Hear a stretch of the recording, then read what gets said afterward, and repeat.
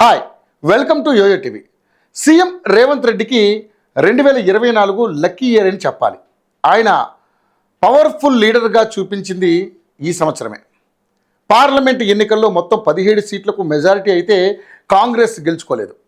బీజేపీతో సమానంగా 8 మంది ఎంపీలనే రేవంత్ రెడ్డి సారథ్యంలో గెలిపించగలిగారు. అయినా సరే కాంగ్రెస్ జాతీయ నాయకత్వం వద్ద ఆయన పలుకుబడి ఏమాత్రం తగ్గలేదు. ఆయన ఏం చేసినా గో అహెడ్ అన్నట్లుగానే పరిస్థితి ఉంది. ఒకనాడు వైఎస్ఆర్ అత్యధిక స్వేచ్ఛకు కాంగ్రెస్ సీఎంగా అనుభవించారు.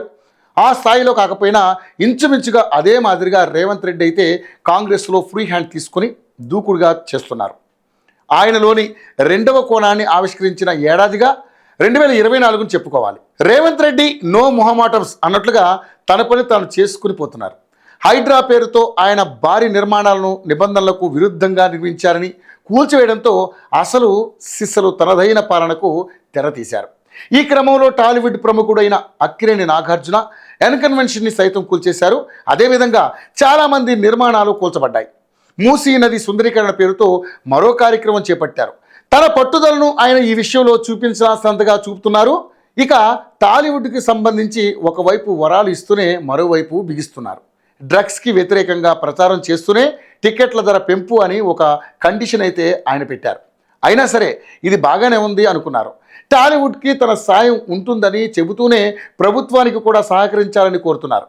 ఇక Tollywood top star Allu Arjun arrest అయితే ఈ ఏడాది ఎండింగ్లో టాలీవుడ్ని కుదిపేసిన అతిపెద్ద సంచలనంగా చెప్పాలి.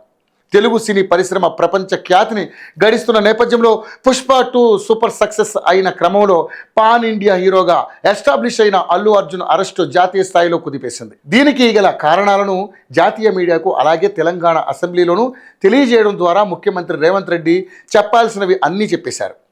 అంతేకాదు 2024 ముగియనున్న నేపథ్యంలో టాలీవుడ్కి చేదు వార్తలు వినిపించారు.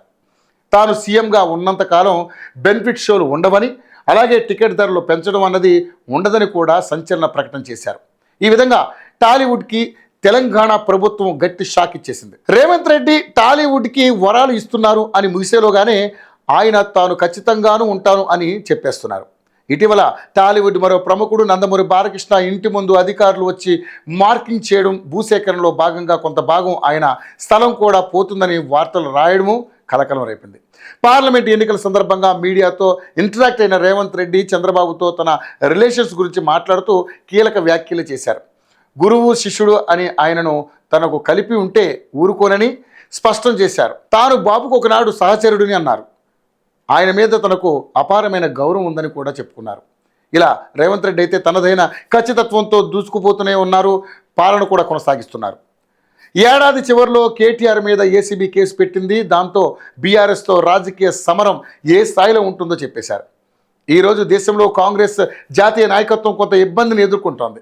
పెద్ద రాష్ట్రాలుగా కర్ణాటక, తెలంగాణ మాత్రమే ఆ కాంగ్రెస్ చేతిలో ఉన్నాయి. వివిధ రాష్ట్రాల్లో ఎన్నికల్లో పరాజయాలు వెక్కిరిస్తున్నాయి. దాంతో జాతీయ నాయకత్వం కూడా రేవంత్ రెడ్డిని కొనసాగిస్తూ ఆయనకు మద్దతుగానే నిలుస్తోంది. దాంతో రేవంత్ రెడ్డి పూర్తి అధికారాలతో గతంలో వైఎస్ఆర్ తప్ప ఏ కాంగ్రెస్ సీఎంకి దక్కినంత ఫ్రీడమ్ తిరిగి రేవంత్కే దక్కిందని అనుకుంటున్నారు. ఆ విధంగా ఆయన అంది వచ్చిన అవకాశాలతో దూసుకుపోతున్నారు.